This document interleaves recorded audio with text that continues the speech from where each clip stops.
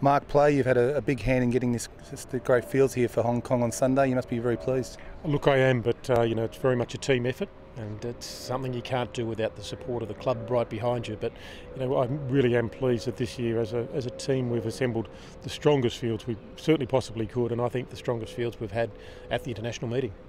There look to be some great match races on paper, and probably Moonlight Cloud and Sky Lantern is probably one of the most salivating.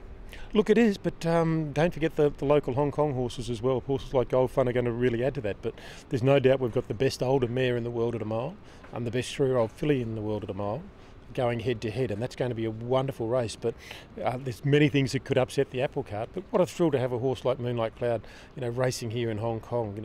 I think if we go back 4 or 5 years, it wouldn't have been possible to bring the very best miler from Europe to Hong Kong. People would have been thinking, well, what are they doing that for?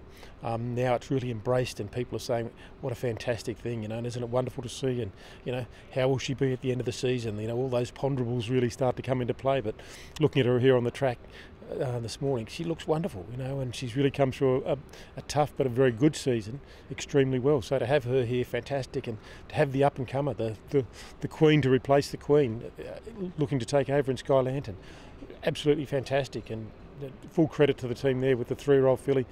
And 3-year-old fillies, of course, do have a very good record in Hong Kong to come and take on the best. It's just wonderful to see.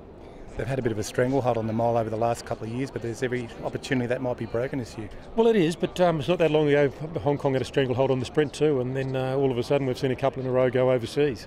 The population that we have here in Hong Kong is wonderful, and we've got some really fantastic horses at the top in each segment. And for whatever reason, the luck's fallen the way of Hong Kong in the past. It may fall that way again, but it would be wonderful to see an international horse take away the mile and really keep some interest going in the mile. Lord Kenilworth is coming back to defend his crown in the sprint, and that looks to be another great field with the local horse Lucky 9 back in form. It does, yeah, and Lucky 9, disappointing last start in Melbourne, but reasons for that. Great to see him bounce back to form, and look, what a thrill to see Lord Kenilworth back. A 4 times winner or 5 times winner, Group 1 winner, to have won at a mile in Japan just shows his versatility and toughness. To have won their best sprints multiple times, and to come back here, what a great way to cap off his career. And a magnificent looking horse. To see those two go head to head would be interesting. Traditionally, in their couple of meetings, Lord Kenilworth's had a good break on Lucky 9 coming to the bend.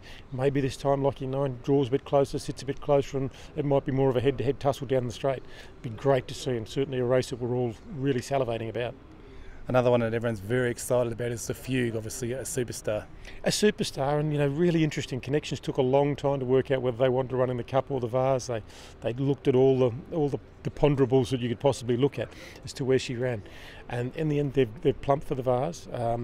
Just run down in the Breeders' Cup a turf over the same trip, but they just think on this wonderful flat track here at Sha-Tin that she'll be extremely well placed and better placed than she would have been in the Cup. So great to have her. We almost had her here last year, and then there was a hiccup towards the end of the season. She couldn't make it. And connections at that stage said that she'd be targeted for Hong Kong in December 2013. It's so good to see those things come true, because it's so easy for something to go wrong in a 12-month period with a horse. But fortunately with her, touch wood, everything's just gone really according to plan. Great to see Red Cadeau back to defend his crown, and he goes up against his old sparring partner in Dunedin, who's coming off a great run in the Japan Cup. Exactly, those two going head to head again. Mount Athos again, they've run in the last couple of Melbourne Cups against each other. They've raced against each other in several places. Great to see the old stages back, and looking at Red Cadeau, he's just a horse that's thriving in the environment, and he just loves being away. Tremendous to see. Dunedin, looks like he's approaching his very best again. His run in Japan was outstanding and without any luck at all, and certainly a big pick-up on his Melbourne Cup run where he just raced completely without luck. And so to see him here again for his 3rd time, fantastic. And that's one of the interesting things. We're seeing horses now come back multiple times. And it's got to be good for the game, and none better than, of course, with Cirrus des Argles in the Cup. 5th trip to Hong Kong, and what a wonderful story to come back for a 5th time after last year's disappointment of not being able to run, with potentially a career-threatening injury, and for Corinne to want to come back and to take on the very best with that what she's called unfinished business here in Hong Kong. one of the real exciting local horses to my eye, and a horse that's got an exciting future is Akeem Mafid. Oh, look, he is. He's an outstanding horse, and Richard Gibson's done a wonderful job with him in the time he's had him. And fantastic to see the Derby winner from last year really, earlier this year, really stepping up to the plate in now the international races. And it's going to be wonderful to see that sort of match up. And we'll get a real guide on the Hong Kong horses, because the one thing about Cirrus des Agles, who's been the benchmark horse for the last 4 or 5 years around the world, he's been the horse that you can always compare to, and because you know he puts in. So we're really going to see how good these Hong Kong horses are, and that can only be good for racing.